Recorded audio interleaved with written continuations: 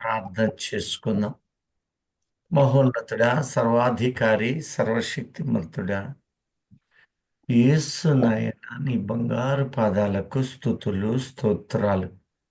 నాయన, అల్పుణ్ణి, అయోగ్యుణ్ణి, ఎన్నిక లేని వాణ్ణి, నన్ను నీ సిలువ చాటున మరుగు చేసి నీ వాక్యమును మాకు విరిచి పంచి ఇవ్వమని, నాయన, వినగలిగిన చెవులు, ముఖ్యంగా గ్రహించు మనస్సుని మాకు అనుగ్రహించుమని, నిరాకడకు సిద్ధపరచుమని మా ప్రభువైన క్రీస్తు యేసు నామమును బట్టి కృతజ్ఞతలతో ప్రార్థిస్తున్నాను తండ్రి.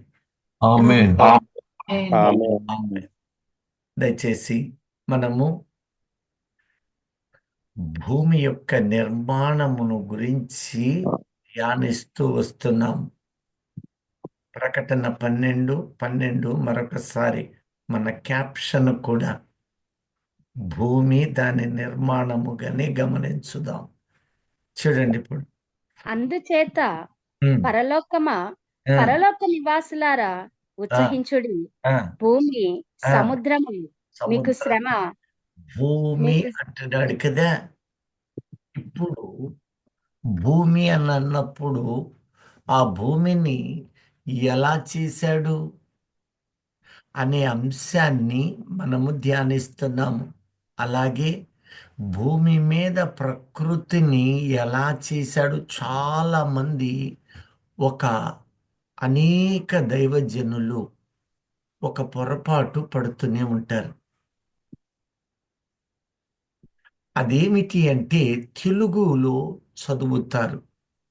ఆదికాండం 1:25 చూడమ్మా. వాటి వాటి జాతి ప్రకారము దేవుడు ఆయా జాతుల ప్రకారము అడవి జంతువులను, ఆయా జాతుల ప్రకారము పశువులను. సహజంగా ఆయా జాతులు అన్నప్పుడు ఆ రోజే కొత్తగా చేసినట్లా, అంతకు మునుపే ఉన్నట్లా చెప్పండి.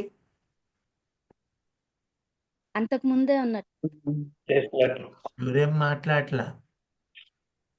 ముందుగానే పొరపాటుగా అని తెలుగు బైబిల్ చదివి ఆలోచన చేస్తారు అన్నాను గనక మనకెందుకు వచ్చిందిలే అనుకుంటారా? ఎందుకంటే చాలా మంది ఆధారము లేని ఆలోచనలలో పడిపోతారు. ఏమి లేని ఆధారము లేని ఏమిటి అంటే ఆదాము కన్నా ఇంకా సంతానం ఉన్నారేమో తవ్వడానికి ప్రయత్నం చేస్తారు. ఎప్పుడైనా ఈ మాటను విపులంగా గమనించారా? ఆదామే మొదటి మానవుడా? ఆదాము తర్వాతనే ప్రారంభమైందా సృష్టి? ఆదాముకు ముందు ప్రారంభమైందా? ఈ సృష్టి వాటి వాటి జాతి ప్రకారముగా మొలుచును కాక అన్నాడు అంటే ఏమిటి దాని భావము? మొన్ననే ఒక కాపరి, పెద్ద పాస్టరే, చాలా సంఘాలు చిన్న మొదటి మెసేజ్ అతను తీసుకుంటూ ఈ మాట అంటం జరిగింది. అది కూడా ఈ విజయవాడలో డిమార్ట్ పక్కన విశేషమైన జనం వచ్చి అందరూ ఆలకించిస్తూ ఉన్నారు. నేను అప్పుడు దానిని విపులపరిచినప్పుడు ఇక ఆయన ఆనందించాడు. ఈ రోజున అనేకమైన ఆలోచనలు, మానవ తలంపులు అంటారు వాటిని.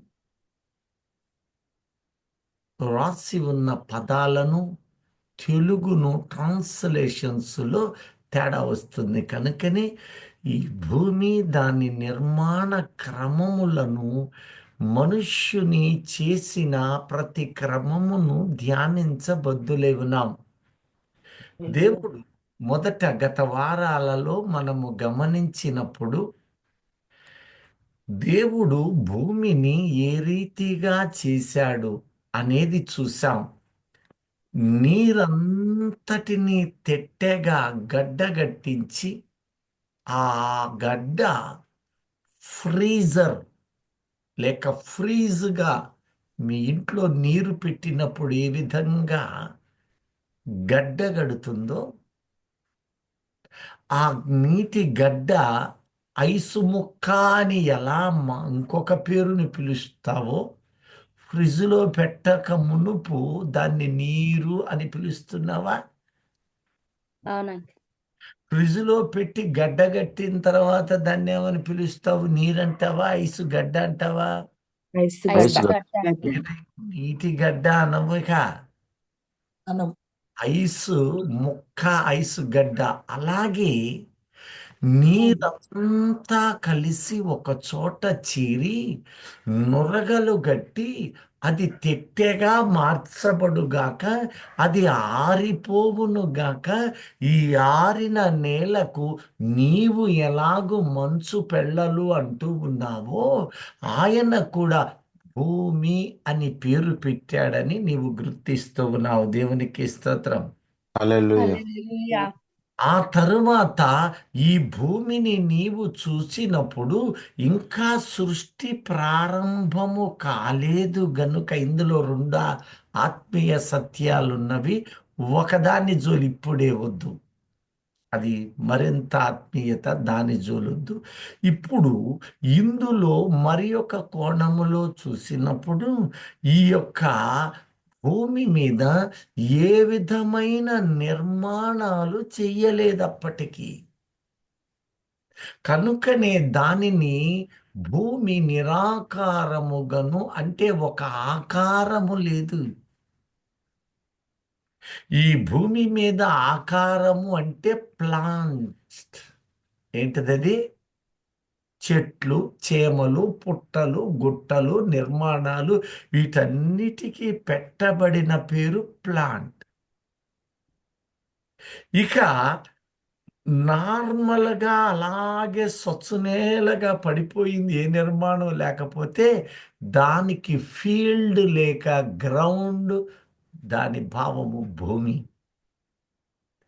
ఈ భూమి నిరాకారము, ఒక ఆకారం అనేది లేకుండా ఉన్నది అని మరి ఒక భావముగా కనపడుతూ ఉంది కదా.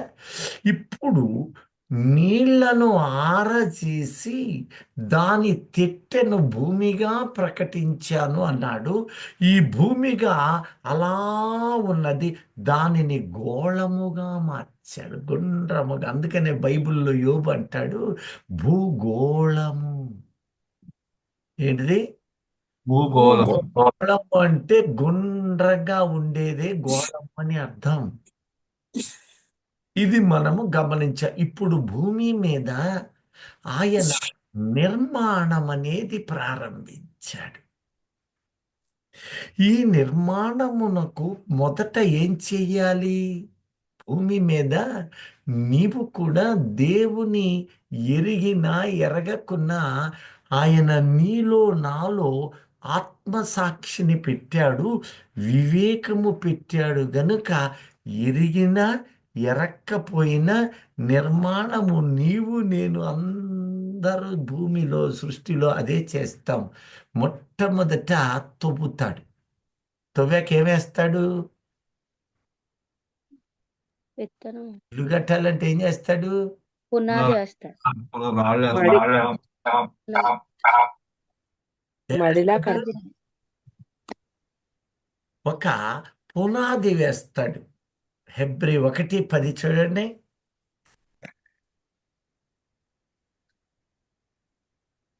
మరియు ప్రభువా, నీవు ఆదియందు భూమికి పునాది వేసితివి. ఆదియందు మొట్టమొదట భూమికి నీవు పునాది వేసావు. ఆకాశములు కూడా నీ చేతి ఇక్కడ పనులే. మీతో ఒక విషయాన్ని పంచుకున్నాం.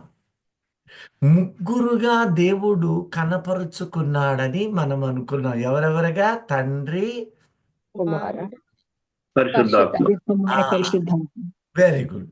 ఇప్పుడు భూమికి పునాది వేసిన వాడు ఎవరు ముగ్గురులో? కలుగ చేసిన వాడు తండ్రి వేశాడా? ముగ్గురు. మీరు బైబిల్ చదువుతూ కలగోర గంపగా గుర్తించినంత కాలము ఆ సృష్టి క్రమాలే కాదు, ఏ వాక్యమైనా అంతే ఉంటుంది. విడదీసి విరిచి పంచుతున్నానని ఆయన అన్నాడు కదా. విరువబడినప్పుడు 2 ముక్కలు అవుద్ది కదా, 4 ముక్కలు అవుద్ది కదా. విశేషముగా ఒక్కొక్క దానిని పరిశీలన చేయాలి. ఇప్పుడు భూమికి పునాది వేసిన వారు ముగ్గురులో ఎవరు? తండ్రి యేసుక్రీస్తు ప్రభు అండి. తండ్రి అండి. తండ్రి అన్నవాళ్ళు దేవునికి స్తోత్రం. హల్లెలూయా. మిగతా వాళ్ళు చూసారా, మా మాట నెరవేరలేదని వాళ్ళు స్తోత్రం చెప్పట్లా. Very good. క్రీస్తు అన్నవాళ్ళు దేవునికి స్తోత్రం. హల్లెలూయా. దీన్ని చెప్పేశారా? సరే, వీళ్ళిద్దరూ ఆ పని చేయాల. మరి స్తోత్రం ఎందుకు? ఆలకిస్తున్నారు గనక ఆసక్తిగా దేవునికి స్తోత్రం. వీళ్ళిద్దరు పునాది వేశారా? ఇలా వేయలేదండి. మరి ఎవరు వేశారు?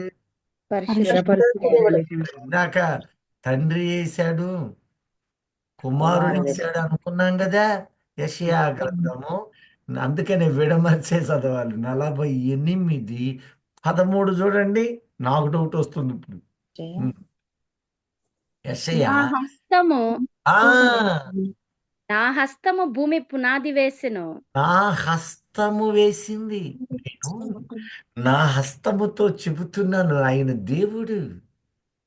నా హస్తమా, నీ వెళ్ళి ఒక పునాది రాయి తెచ్చి అందులో ఏమంటున్నాడు.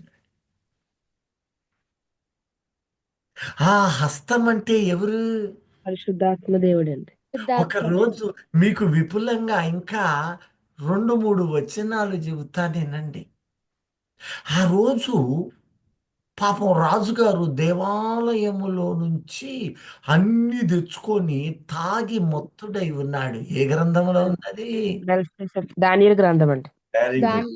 అప్పుడు దేవుని హస్తము యొక్క వ్రేళ్ళు గోడ రాసింది. మీద, రాజప్రసాదపు గోడ మీద ఏదో రాయుచుండగా మెనే రాణి వస్తే అంటూ ఉన్నది, ఆ ఎరచయ్య వచ్చి ఉన్నది, ఇదిగో నీ దేశములో నీ రాజ్యములో పరిశుద్ధ దేవదూతల లేక దేవతల ఆత్మ కలిగిన వాడున్నాడు. ఉన్నాడు అన్న.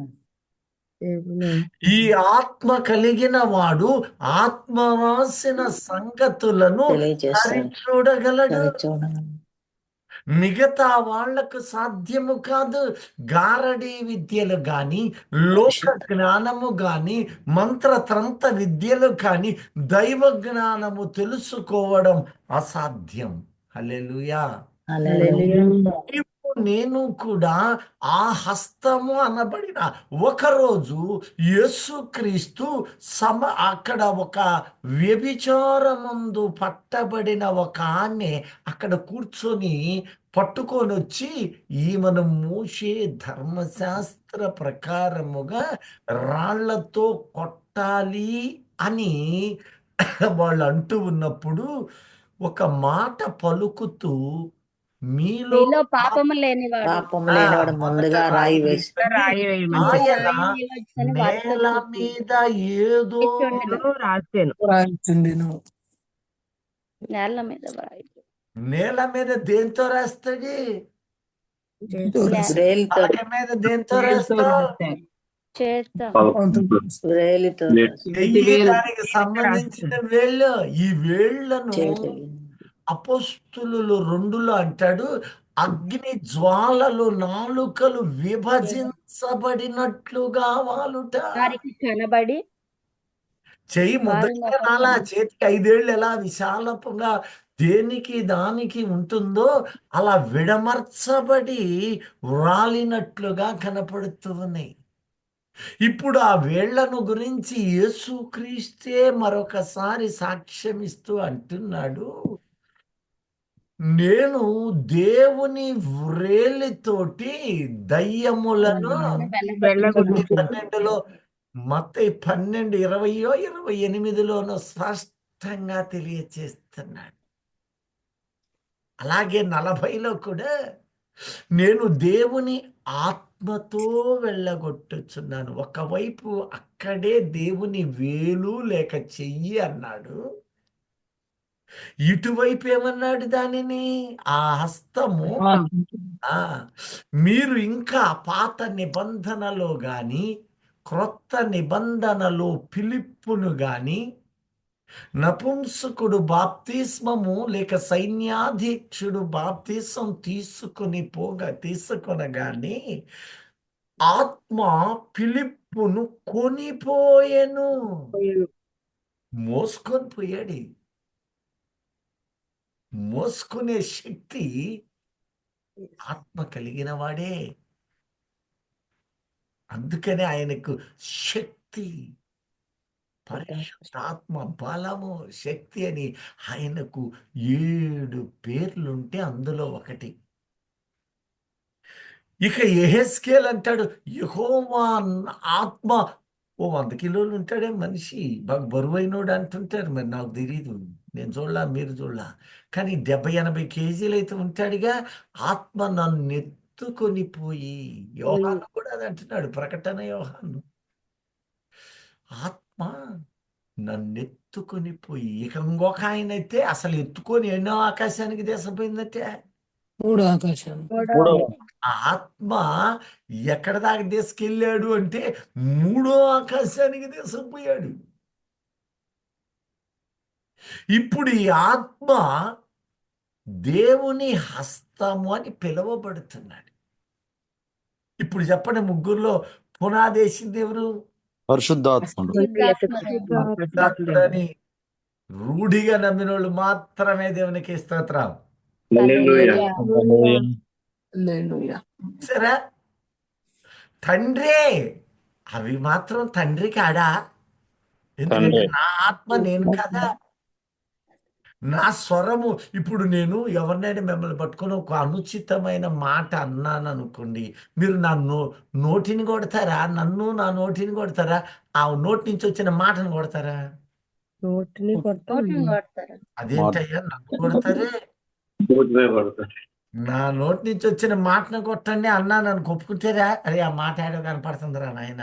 ఎందుకంటే దేవుడు ఆత్మస్వరూపి, శరీరధారిగా వచ్చిన వాడు ఒక్క ఆయన. యేసుక్రీస్తు యోహాను ఆ 4 వాక్యమే శరీరధారి అని భూమి మీద. దేవుడు ఆత్మ గనక ఆయనను ఆరాధించువారు ఆత్మతోను సత్యముతోను ఆరాధింపబడుతుంది. ఆరాధించాలి. దేవునికి ఎవరు? మహిమ గాక. ఆమేన్. ప్రియ దైవజనమా, ముగ్గురు 3 భాగాలుగా ఈ సృష్టిని చేయదలిచారు. అలాగే నరుణ్ణి చేసే క్రమములో కూడా ఆయన నేను భూమిని సృష్టిని నరుణ్ణి చేస్తాను అన్నాడా లేదా?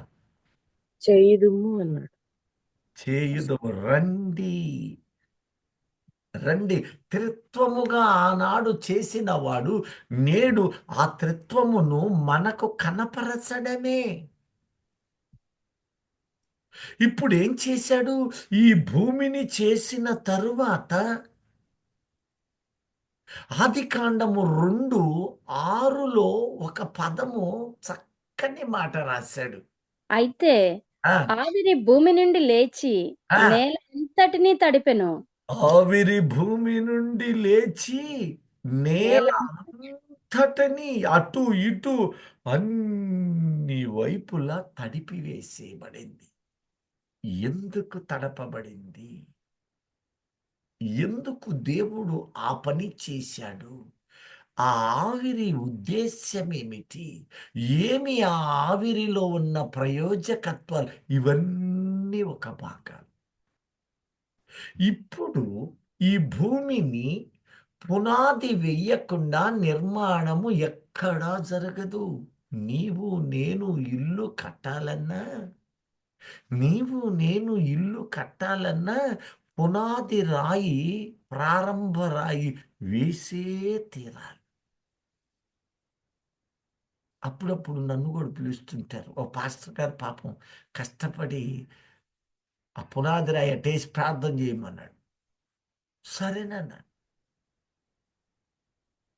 తర్వాత గోతులో దిగి నూనె దాని మీద పోయమన్నాడు. ఓరే నాయనా అనుకున్నాను. ఇక్కడే నందిగామలో.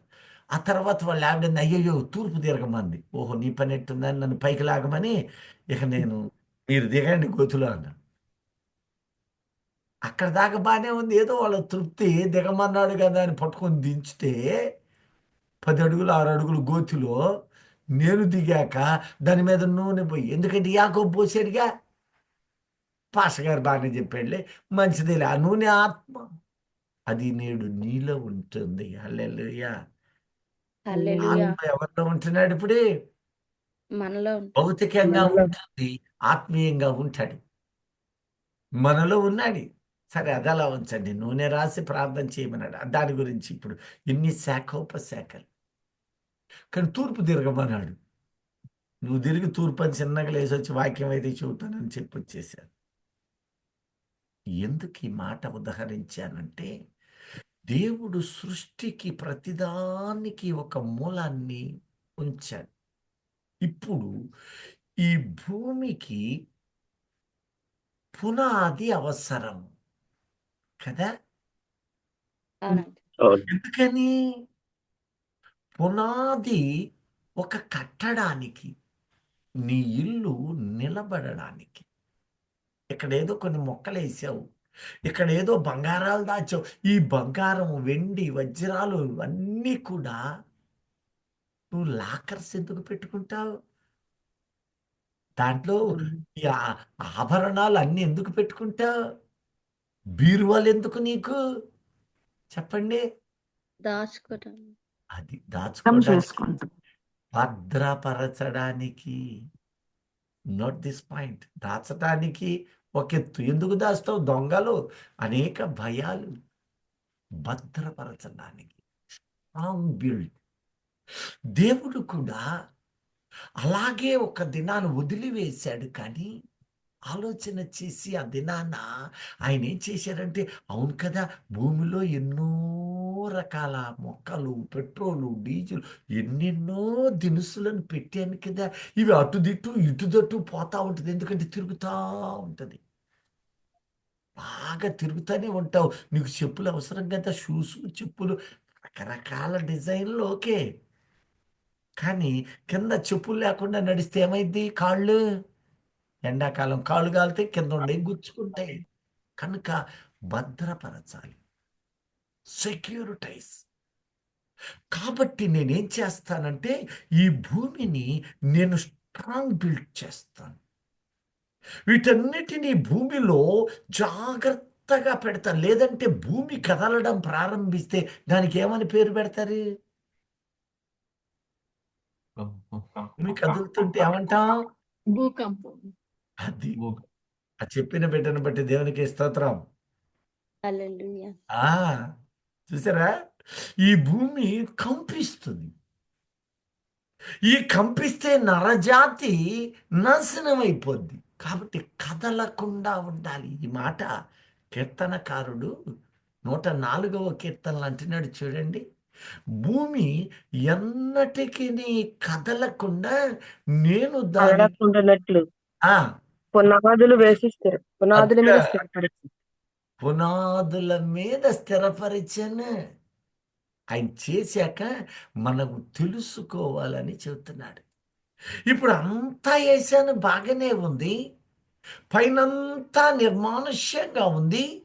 అప్పుడు ఆలోచన చేశాను, నేను వాటికి పునాదులు వేశాను. పునాది దేంతో వేస్తారు? ఏమేస్తారు? పునాది అంటే మట్టేనా? తాళ్ళు మట్టి వేస్తారు. రాళ్ళేస్తా. మట్టి ఒక పక్క వేస్తారు. పునాది రాయి అని దానికి పేరు. ఏంటిది అది? పునాది రాయి. పునాది. మన ఆ, రాయి. ఇప్పుడు అది ఆయన వేసాను అని ఆయనే చెబుతున్నాడు. ఎక్కడ వేసాడంట? కదలకుండా ఆయన దానిని పునాదుల మీద స్థిరపరిచాడు. కదలకుండా ఒక పునాది రాయిని నేను వేసాను. రాయిని వేశాను. Middle east. చక్కగా చెప్పారు. దేవునికి స్తోత్రం. ఈ హల్లెలూయా. ఈ మీ ఇంటికి కూడా ఒక చోట పునాది రాయి వేస్తారు.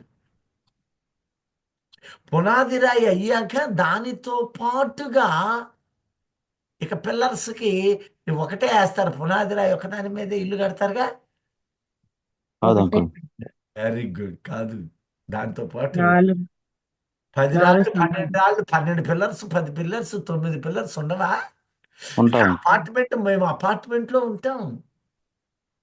మరి నాకు ఆర్థికంగా మరి బతకాలిగిదే, 9 ఇండిపెండెంట్ లేదు. అందుకని ఇదిగో కొందరు అపార్ట్మెంట్లు. కానీ స్లాబ్ పడాలి అంటే పిల్లర్స్ అవసరం. పిల్లర్స్ అవసరం. ఈ ఒకదానితో పాటు అనేక పిల్లర్స్ని కలిగి ఉంటున్నాం. ఇప్పుడు నీకు డౌట్, ఆత్మ సంబంధముగా ఆ పిల్లర్స్, ఆ పునాదులతో సమానమైన ఆ రాళ్ళు ఆత్మ సంబంధంగా ఎవరు? ప్రశ్న రావాలి. రాయాలి. హల్లెలూయా. హల్లెలూయా. అన్నిటినీ మనము one by one step wise చూడాలి. ఇప్పుడైతే ఆయన అంటున్నాడు, నేను ఈ భూమికి ఎక్కడెయ్యాలా? సముద్రముల లోపల పునాది పడాల్సిందే. ఎందుకని? ఆ నీళ్లకు నీళ్ళు కూడా వచ్చేయకుండా ఉండాలి, నేల మునిగిపోద్ది. నిండా ఉండాలి. అన్నిటికీ ఒక చోట వేస్తే కుదరదు. ఈ భూమి అపారమైంది. అంటే నీ ఊళ్ళో ఉండాల్సిందే, నా ఊళ్ళో ఉండాల్సిందే. దేవుడు పెట్టిన పునాది. మీ ఊళ్ళో పునాది ఉందా? ఉందండి. ఏంటి అయ్యి? కొండలు. అది పర్వతాలు. పర్వతాలు. ఇప్పుడు చూడండి, యెషయా 28 చూడండి 16, నేను మొట్టమొదట ఒక పునాది రాయిని వేశాను. ప్రభువగు ఎంత యెహోవా గొప్పదో చూడండి. ప్రభువగు యెహోవా ఇలాగు సెలవిచ్చుచున్నాడు, ప్రభువకు యెహోవా ఈలాగు సెలవిచ్చుచున్నాడే, సియోనులో పునాదిగా రాతిని వేసిన వాడను సియోనులో నేనే. పునాదిగా ఒక రాయిని వేశాను. ఈ అది నేల పరిశుద్ధ నుండి గడ్డగట్టిన వాటిని భూమిగా మలిచి భూమి మీద ఉన్న శ్రేష్టమైన రాతి బండలను కూర్చి దానిని భూమికి పునాదిగా వేశాను. మొట్టమొదట పునాదిని నేను సియోనులో వేశాను. అదే అది పరిశుద్ధ ఇందాక సహోదరుడు మిడిల్ ఈస్ట్ భూమికి మధ్యలో వేశాను. ఎందుకంటే ఇటు మూల వేస్తే అటుబడి వంగిపోద్ది, ఇటేస్తే ఇటుబడుద్ది. కనుక ఈ కింద పునాది వేస్తే పైనుంచి ఏకంగా దొర్లిపోద్ది, పైన ఒకటేస్తే ఏలాడబడుతుంటది. ఎందుకంటే దేవుడు సమస్తం ఎరిగినవాడు. కొన్నేయో జరుగుతాయని ఆయన ఎరిగినవాడు. మధ్యలో వేస్తే ఇక కదులుద్దా? కదలదు. ఏయ్, మేకు మధ్యలో కొట్టా, అటు ఇటు కదలకుండా అంటావా? నువ్వు కూడా ఫస్ట్ కొట్టేటప్పుడు ఆడ కొడతావు. మధ్యలో కొట్టాలి. అటు ఇటు కదల. కొట్టకుండా దానికి ఇటు పక్క కొడుతుంటే రే మాటి మాటికి ఇటు తిరిగిపోద్దిరా. అటు కొడితే అటు తిరుగుద్దురా అబ్బాయి. మధ్యలో కొట్టు ఫస్ట్ మేక. ఆ తర్వాత ఇక కదలదు. ఆ తర్వాత అక్కడికి ఇక్కడికి ఆ చివరి నుంచి ఈ చివరి వరకు ఒక గట్టి మేకు కొడితే ఇక ఆగిపోద్ది. ఇప్పుడు దేవుడు కూడా భూమిని చేసినప్పుడు ఇక్కడ చేయి పెట్టుకున్నాడు. పెట్టి పైనుంచి కిందకి ఇట్ట కొట్టి మధ్యలోకి పెట్టాడు. ఇప్పుడు హస్తం అనబడిన ఆయన సమకూరుస్తూ ఉన్నాడు, తెస్తున్నాడు. ఒక ఆయన శిల్పి ఉన్నాడు. ఓనర్ నేను తండ్రిని. ఈ శిల్పి పేరేమిటి చెప్పండి ఇప్పుడు? యేసుక్రీస్తు ప్రభు అండి. ఉన్నాడు. దేవునికి స్తోత్రం. హల్లెలూయా. ఇప్పుడు మీరు తర్వాత చదువుకోండి. సామెతలు స్పష్టంగా అంటాడు, నేను ప్రధాన శిల్పిని. ఈ శిల్పి ఒక ఆయన, నిన్ను నన్ను చెక్కినవాడు, రూపం కల్పించినవాడు ఓనర్ తండ్రి. కానీ సమకూర్చినవాడు దేవుని హస్తం. మేస్త్రి, కూలివాడు, ఓనరు మానవ రీతిగా ఎలా కలిగి ఉన్నామో ఆ క్రమాలు అక్కడ కనపడతాయి. నువ్వు ఇల్లు కడుతున్నావు కానీ ఇందులో ఆత్మీయమైన అంశాలు మనలో గుర్తించాలి. ఇప్పుడు 1 పేతురు 2 అధ్యాయం 6 నుండి 8 ఒక్కసారి చూడండి. ఏలయనగా ఆ, ఇదిగో నేను ముఖ్యమును ఏర్పరచబడినదియు అమూల్యమునగు మూలరాతిని సియోనులో స్థాపించుచున్నాను. మూలరాయిని, అది మూలరాయి. ఆ మూలరాయిని నేను బాగా పరిశీలన చేశాను, బాగా పరిశోధన చేశాను, ఇక్కడే వేయాలని స్థిరపరిచాను. అది ఆత్మీయంగా క్రీస్తును చూపుతున్నది. ఇప్పుడు అది ఆ పదాలు ఇప్పుడు మనకొద్దు, ఒక వరుస క్రమంలోనే వెళ్ళగలం. నేను ఆ మూలరాతిని స్థిరంగా వేశాను. దానికి ఇక కొండలు పర్వతములు అనబడేటటువంటి స్తంభాలవి. మీరే చూడండి, నువ్వు చూస్తున్నప్పుడు ఇంటి మీదకి 5 అంతస్తులు కడితే 5 అంతస్తులు పొడుగ్గా ఉంటుంది ఒక స్తంభం, అవునా? కాంక్రీట్ స్తంభాలు.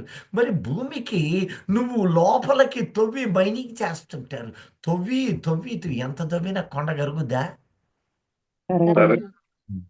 అంటే అది లోపలికి ఇక్కడ మొదలైంది. ఇది భూమి అయితే ఏడ మొదలైంది ఏడ దాకా అలాగే పోతుంది కదా. అవును. ఇప్పుడు ఏం చేస్తున్నాడు? ఈ కొండలు మిగతావి పునాది రాయి ఒక చోట వేసి అక్కడి నుంచి ఇక ప్రతి ఊళ్ళో 2, 3, 4, 5 బండలు కొండలతోటి నింపి పారేస్తారు.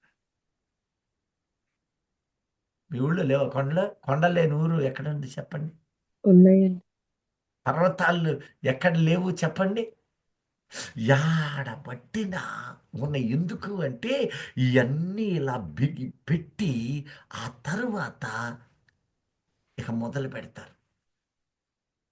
అందులో కాంక్రీట్ వేస్తారు, ఇనిమేస్తారు, ఇత్తడేస్తారు, ఇక రకరకాల స్టీలు, రకరకాల ఇనుము, మట్టితోటి కీలు, తారు అన్ని కుక్కి పారేస్తారు. సియోనులో నేను మూలరాయి వేశాను, అక్కడ ఒక రాయి ఉంది. అయితే నిన్ను నన్ను చేసింది ఎక్కడ? సియోనులోనే చేశారండి. ఇదే భూమి మీద మరి ప్రతి జనము ఏదని? సియోనులో జన్మించడానికి. కీర్తనలు 87, 5 మరియు 7 వచనాలు చూడండి. ప్రతి జనము దానిలోనే జన్మించెననియు ప్రతి జనము దానిలోనే జన్మించినని. సర్వోన్నతుడు తానే దాన్ని స్థిరపరిచెననియు ఆ, సియోనును గూర్చి చెప్పుకొందురు. అదిగో, యెహోవా జనముల సంఖ్య వ్రాయించినప్పుడు ఆ, ఈ జనము అక్కడ జన్మించెనని సెలవిచ్చెను. ఈ జనము అక్కడ జన్మించను. ఎక్కడ జన్మించాడు మన మూలపితరుడు? సియోన్. ఎందుకు సియోనులోనే. వాళ్ళు గాజా పట్టణం కోసం పోరాటం చేస్తున్నారు? ఇల్లు ఎందుకు ఖాళీ చేపిస్తున్నారు? ఎందుకని గెత్సెమనే వనము మీద కొనగా దానికి పెట్టబడిన పేరు ఒలీవల కొండ. ఆ కొండ మీద యేసయ్య తిరిగెందుకు రాబోతున్నాడు? ఎప్పుడైనా ఆలోచన చేశారా? ఎందుకు అక్కడి నుంచే పైకి వెళ్ళాడు? ఎందుకు పగలంతా దేవాలయములో ఆయన సువార్త పరిచర్య చేస్తూ తన రాజ్య ప్రకటనను చేస్తూ రాత్రి వేళ ఒలీవల కొండకొచ్చి ఆయన కాలము గడుపుచుండనని ఎందుకు రాశాడు? ఏదో చేశాడు. ఒక కార్యక్రమం ఆయన ప్రారంభించాడు. సృష్టి క్రమమును, దాని పాదులు, పునాదులు, రాళ్ళు, పర్వతాలే దానికి పునాదులు అని ప్రకటిస్తూ ఉన్నాడు. దేవునికి స్తోత్రం. హల్లెలూయా. 38:6 ఒకసారి చూడండి, ఇక్కడ ఇంకో కమ్మని మాట అంటూ ఉన్నాడు. అంకుల్ ఒకసారి చెప్పరా? యోబు 38:6. ఓకే. దాని మీద పరిమాణపు కొల వేసిన వాడెవడో చెప్పుము. ఆ, దాని స్తంభముల పాదములు దేనితో కట్టబడినవో చెప్పుము. మనల్ని అడుగుతున్నాడు, ఇన్నాళ్లుగా నీవు వాక్యం చదువుతున్నావే, ఈ భూమికి పునాదులు దేనితో కట్టినవో ఎప్పుడైనా ఆలోచన చేసావా? నీ ఇంటికి రాయి కావాలి, మరి ఈ భూమికి ఏమి చేసే నేను నిర్మాణం చేశాను నువ్వు గ్రహించాలి కదా. ఆ కింద ఏమంటాడు చూడండి ఇప్పుడు. ఉదయ నక్షత్రములు ఏకముగా కూడి పాడినప్పుడు ఉదయ నక్షత్రములు అనగా దేవుని దూతలు, శరాపులు, కెరూబులు, పెద్దలు, పరిశుద్ధులు, సమస్త ఆకాశ మండలముల మీద పైన ఆకాశమందున్న సైన్యము ఆయన దూతలంతా నక్షత్రములు. కూడి పాడినప్పుడు ఆ, దేవదూతలందరూ ఆ, నందించి జయధ్వనులు చేసినప్పుడు ఆ. దాని మూలరాతిని వేసిన వాడెవడు? మూలరాయి రాయి రాయి రాయి వేసిన వాడను నేనే. చూసారా? ఇప్పుడు భూమిని ఇలా పెట్టి 104వ కీర్తన ఇందాక చదివాం కదా, ఎన్నడూ కదలకుండా రాయి వేశాను. అంతటితో వేసానా? ఇందాక 1 పేతురు చదివారు కదా, నీవు నేను అమూల్యమైన రాయి. అయితే స్థిరమైన మొదటి రాయి పునాది రాయి. వేస్తేస్తాము. ఆది రాయి నేను సియోను మిడిల్లో సమస్త భూమికి మధ్యలో వేశానయ్యా. ఇప్పుడు యెషయా 40వ అధ్యాయము 12వ వచనానికి రండి. ఆయన ఏం చేశాడు? ఎట్టబడితే అట్టే ఇలా ప్రతి దానినట త్రాసులో తూసి ఏది ఎంత పరిమాణం ఉండాలో కొలత వేసి మరీ వేశానంటున్నాడు.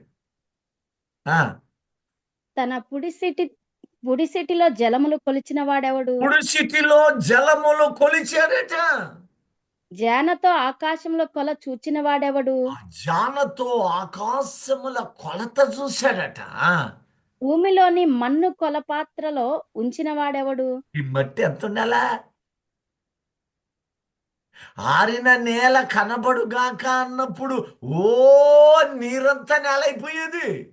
కానీ ఎంత ఉండాలో కొలతేసి, నీళ్ళు ఎంత ఉండాలి, ఇదిగో ఎంత నువ్వు ఉద్యోగం చేసినప్పుడు ఎట్టబడితే అట్ట ఖజానాలో తీసుకుపోయి నీకు కావాల్సినంత తీసుకొని నెల జీతం అంటారా? నువ్వు చేసిన దానికి మైనంగానే ఇచ్చేది. అవును. ఓ బస్తా బియ్యం తెచ్చి బస్తా ఒకరోజు వండేస్తావా?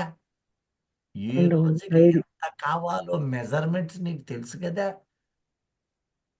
ఒకవేళ నీకు జ్వరం వచ్చింది అనుకో, ఇంట్లో వాళ్ళని ఏమని చెబుతావు? వదుగో ఏమయ్యో, ఓ పిల్లోడా, ఓ కూతురా, కూరుకా, లేకపోతే భర్త, ఒక గిద్దెయ్యి, 2 గిద్దెలే, ఇద్దరమే ఉన్నాం.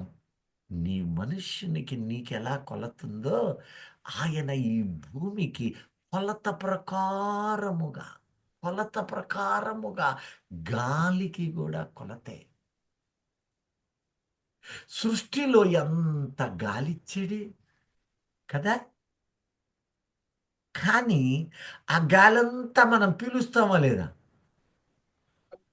ఎంత అవసరమో అంత ఎంత అవసరమైతే అంత పిలుస్తాం. ఇక్కడ ముక్కులో నుంచి ఊదాడే, అది ప్రాణము, ఊపిరి, వాయువు, శ్వాస. నువ్వేమైనా పిలుచుకో, 7 రకాల పేర్లు ఉన్నాయి వాటికి. నీకెంత అవసరమో తగు ప్రమాణమే నువ్వు పిలిచేది. హల్లెలూయా. హల్లెలూయా. హల్లెలూయా. ఎవరికి ఆనందం కలగట్లా? హల్లెలూయా. హల్లెలూయా. హల్లెలూయా.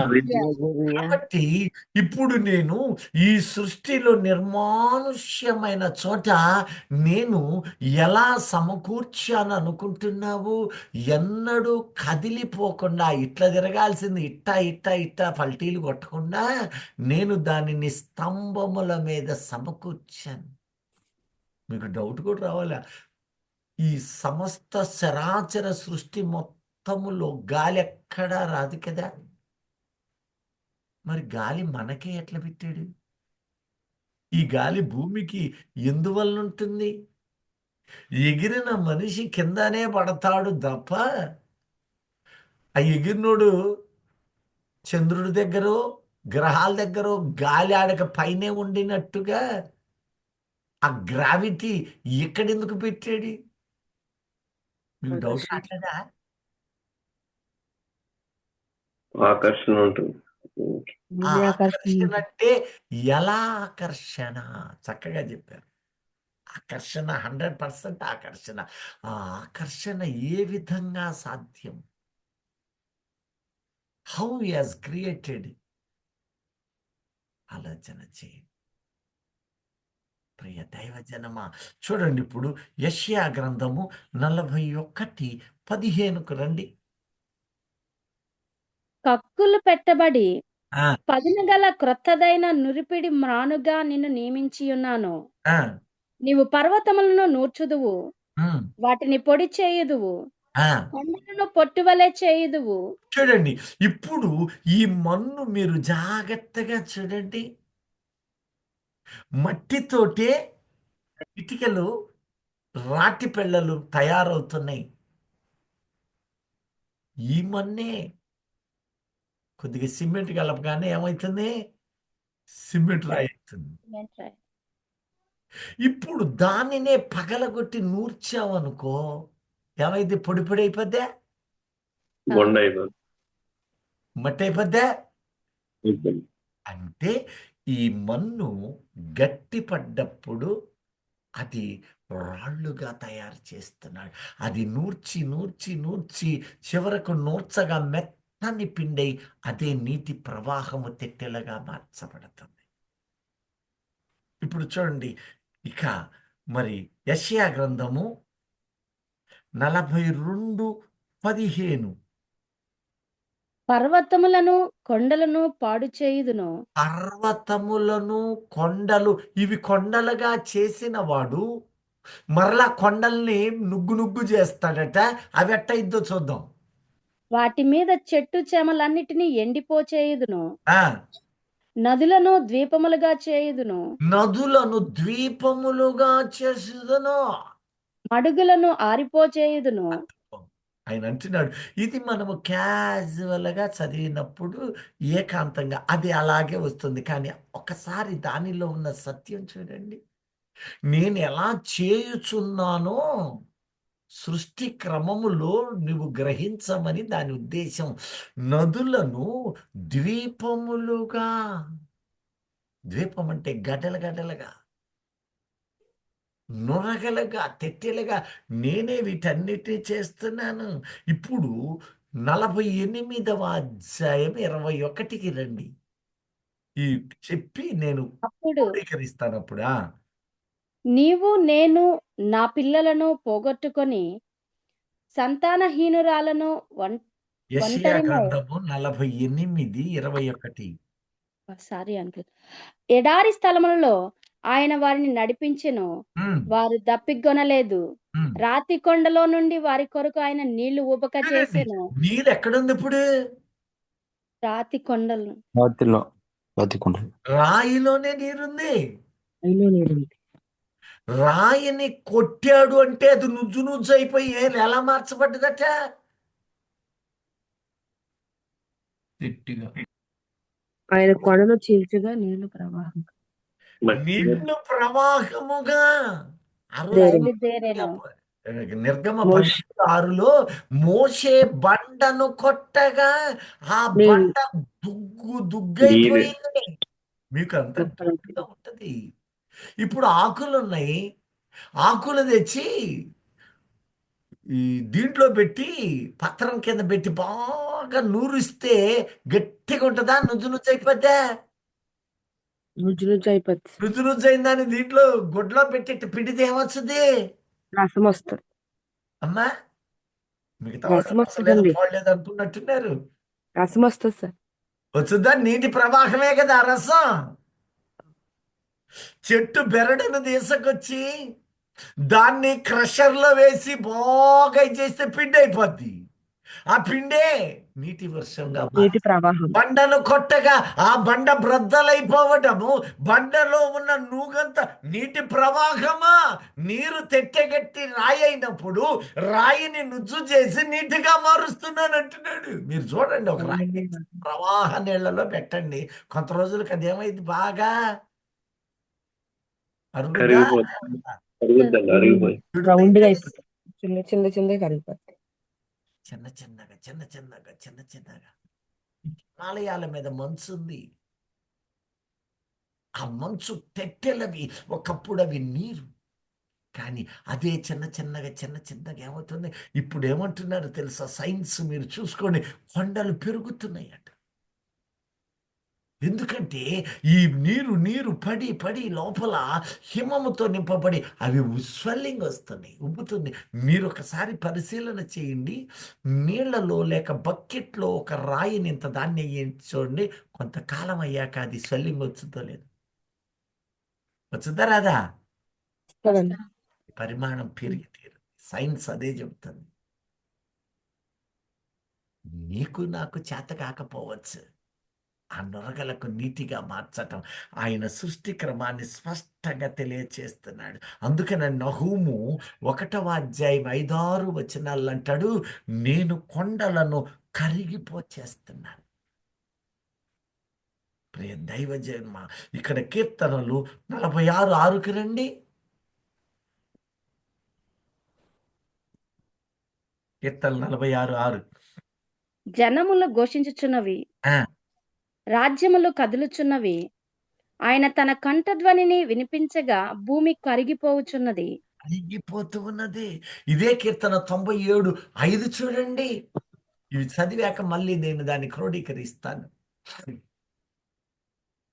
యెహోవా సన్నిధిని, ఉమ్, సర్వలోక నాథుని సన్నిధిని, ఉమ్. పర్వతములు మైనము వలె కరుగుచున్నవి. పర్వతాలు మైనము మైనము మైనము మైనము వలె అరుగుచున్నది. కరిగిపోతున్నాయి. మీకా 1:4లో ఇంకెంత స్పష్టంగా తెలియజేస్తున్నాడు చూడండి. ప్రియ దైవజనమా, ఆయన ఆయన నడువగా అగ్నికై మైనము కరుగునట్లు పర్వతములు కరిగిపోవును, ఆ, లోయలు విడిపోవును.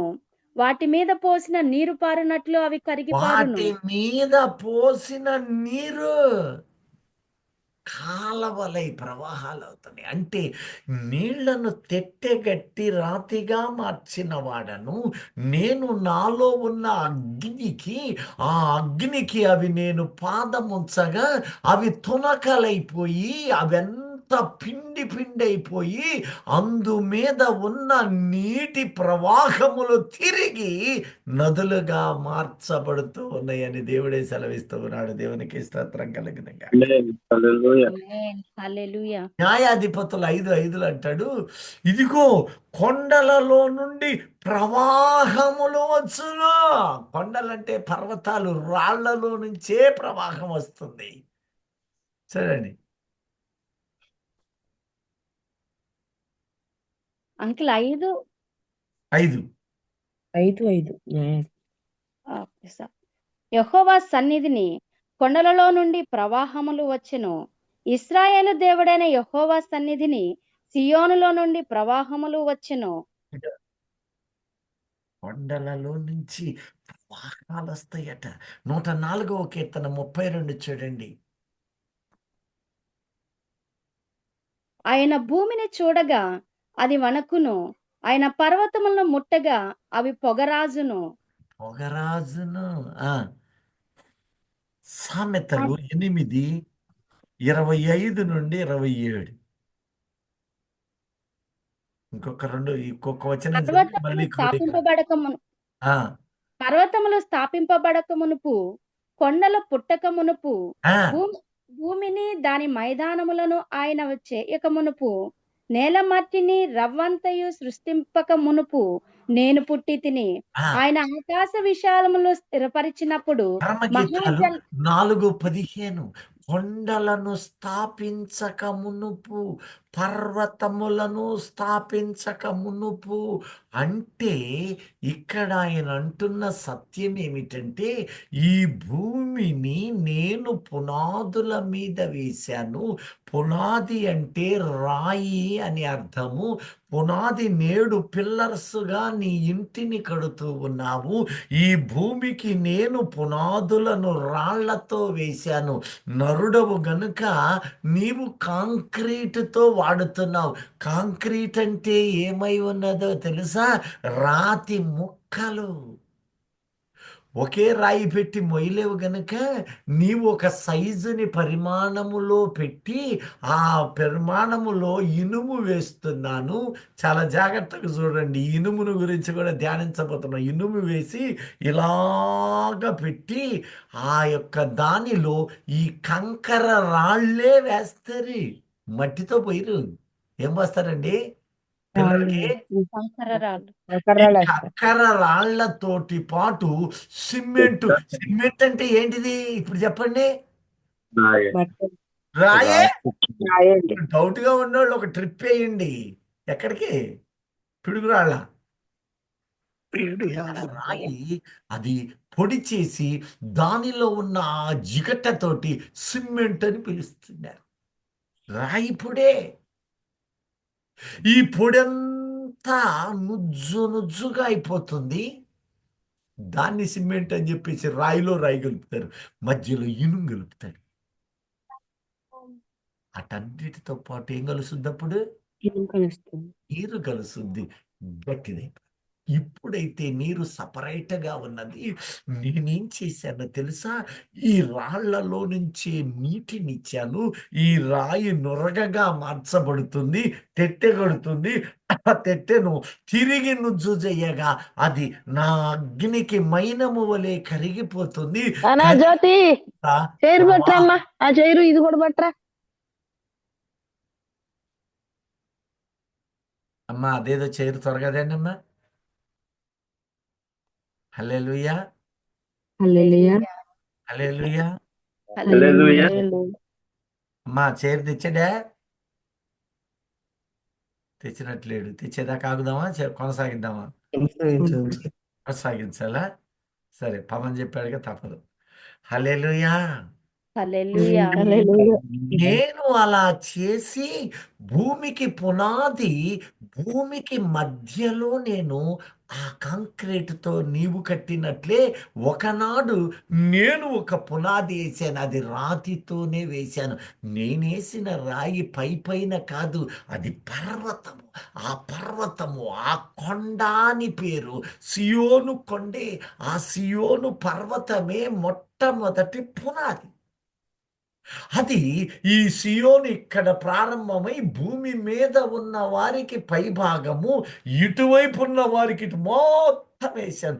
ఇంతటితో ఆగకుండా దీనికి పక్కన ఇట్లా ఇట్లా లేకపోతే ఇటు ఇటు నక్షత్రానికి ఎన్ని గీతలు పెడతావా? పెడతామండి. ఇటొక గీత, ఇట్ట ఇట్ట అన్ని కలిపితే ఒక స్టార్. అలాగే ఈ భూమికి ఇటు ఇటు ఇటు అన్ని వేసి ఆ వేసిన వాటిని పర్వతాలు, కొండలని వాటిని నీ ఊళ్ళో కూడా పెట్టాను. ఈ కొండకు ఆ కొండకు మధ్య మట్టిని అనేక దినుసులను వేసి కీలును వేసి కుక్కి పారేసి భూమి ఎన్నటిక కదలడానికి వీలు. ఏ కోశాన అది కదలడానికి వీలు లేకుండా దాన్ని నేను కుక్కాను. మీరు కావాలంటే తర్వాత చదువుకోండి. ఆ కీలు అనేది ఉపయోగపడ్డది అతుక్కోవడానికి. ఆ కీలే ఇప్పుడు నీవు ఏమని పిలుస్తావు చెప్పండి దాన్ని?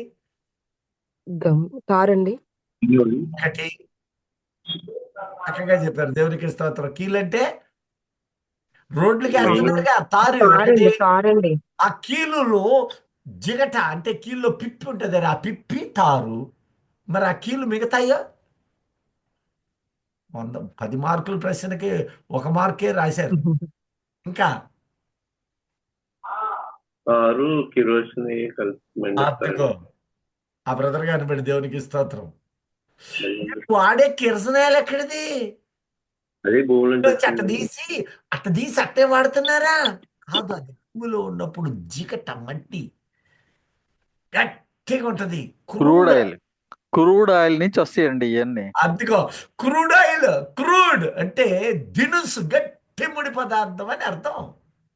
దీన్ని ఏం చేస్తారు? రిఫైన్ చేస్తారు. చేసి విమానాలకు ప్రయాణం, పెట్రోలు, డీజిల్, నీ కారు చూసారా? షాపులకి, షట్టర్లకి గ్రీజ్ ఆయిల్. ఈ ఘన పదార్థమును ద్రవ పదార్థముగా మార్చి రిఫైండ్ చేసి షట్టర్లకు పోయి సౌండ్ వస్తుంది, బండికి పోయి నడుస్తుంది, కార్లకు పోయి. వస్తున్నారా? వస్తున్నారండి. కదా. పెట్రోల్ గా డీజిల్ గా అదే ముడి పదార్థముగా ఉన్నప్పుడు గట్టిగా ఉంటుంది, అవునా? అవును, కరెక్ట్. ఏ పెట్రోల్ క్రూడ్ గా ఉన్నప్పుడు షట్టర్స్ రాస్తారు, అవునా? అవును ఈ చేత్తో కాస్త గట్టిగా ఉంటది, రీసెట్ రాయాల. అదే పెట్రోల్ అయితే ఇటు కొడితే పోద్ది. రిఫైనింగ్. ఆ గట్టి దినుసుని ఉపయోగించాడు. ఇంకా లోపల భూమిలో పెట్టినప్పుడు జిగటమట్టిగా పెట్టి పారేసి, జిగురు గట్టిగా పెట్టి, ఇక ఇందులో ఏమేమో పెట్టి మీరు కూడా రోడ్ వేసేటప్పుడు రోలర్ తోటి తొక్కిస్తాడు. ఎందుకోసం? గట్టిపడతాం. కదా. అవునండి. గట్టిగా. అలాగే ఆయన తన చేతిని ఉపయోగించాడు. ఓ చెయ్య అటు ఇటు కదలకుండా బాగా కొట్టు. సొత్తె తీసుకొని మేగొట్టినట్టు కదలకుండా అన్నీ కొట్టు. ఆ చెయ్యి తన పని తాను చేస్తూ ఉన్నాడు. ఆ చెయ్యి పేరు పరిశుద్ధాత్మ దేవుడు. హల్లెలూయా. ప్రియ దైవజనమా, ఎంత గొప్ప కార్యాలు ఆయన చేస్తున్నాడో చూడండి. వన్ బై వన్ ఆశ్చర్యకరమైన. ఇప్పుడు అంటున్నాడు, నీటి నొరగను తెట్టె కట్టించి ఆ తెట్టెను ఆరిపోచేసి దానికి నేలాని పలికిన నేను ఆ నేలలో మరింత తెట్టెలుగా ఉన్న వాటిని రాళ్లుగా చేశాను. ఆ రాళ్ళు నీ ఊళ్ళో కూడా పెట్టాను. మొదటి రాయి పునాది రాయి సీయోనులో పెట్టాడు. సమస్త జనాన్ని అక్కడే చేశాను. ఆదాము పుట్టింది అక్కడే. చేశాక ఇక నేనేం చేశానో తెలుసా? మిగతా భాగంలో కూడా ఎక్కడ అటు ఇటు కదల్చబడుద్దోనని అనేక సజీవ రాళ్ల వలె రాళ్లను పార్చాను. ఈ రాయికి నేను ఆ భూమికి ఒక గ్లోబ్ తీసుకొని ఒక బాలు నేను దాన్ని వివరిస్తాను. అప్పుడు ఇంకా తేలికైపోద్ది. అన్ని గుచ్చి పారేశాను. ఇటొకటి 4 దిక్కులను గుచ్చి పారేశాను. గుచ్చి ఒకటి ఇది పక్క పక్కన కదలకుండా ఉండాలి. రొట్టగా ఉంటే కదులుద్దా లేదా? తెలుస్తుంది. కదలకుండా ఉండాలి. కదలకుండా ఈ 2 పిల్లర్స్ మధ్య ఏమో కుక్కాను నేను. ఆ ఏమిటో కూడా నేను చెప్పబోతున్నాను. అలాగే వృక్షములు వాటి జాతి అన్నప్పుడు వాటి జాతి అంటే ఏమై ఉందో కూడా రాయబడిన నిగూఢ భావాలను మనము ధ్యానించుదము గాక. ఇక్కడ వరకు అర్థమైందన్న వాళ్ళు మాత్రమే దేవునికి స్తోత్రం. దాన్ని బట్టి అర్థమైందన్న వాళ్ళు 5 నాతో కలిపి, మిగతా వాళ్ళకి అర్థం కాలేదని వారు ప్రకటిస్తూ ఉన్నారు. సరే, నేను చేయగలిగేది ఏమి లేదు. దేవునికి స్తోత్రం కలుగును గాక. అర్థమైన వాళ్ళు మరొకసారి దేవునికి స్తోత్రం చెప్పుకుందాం. దేవునికి మహిమ కలుగును గాక. ప్రార్థించుకుందాం. మహోన్నతుడా, సర్వాధికారి, సర్వశక్తిమంతుడా, యేసునైనా నీ బంగారు పాదాలకు స్తుతులు స్తోత్రాలయ్యా. అయ్యా నాయన, నీ కనికరము గల హస్తముతోటి ఈ భూమికి ఎలాగ పునాదులు వేశావో, ఏ రీతిగా నీ క్రమమును స్థాపించావో, ఇంత ప్రేమ ఎందుకు కలిగి ఉన్నావో మాకు అర్థమగునట్లు కృప చూపుతున్నావు నాయన.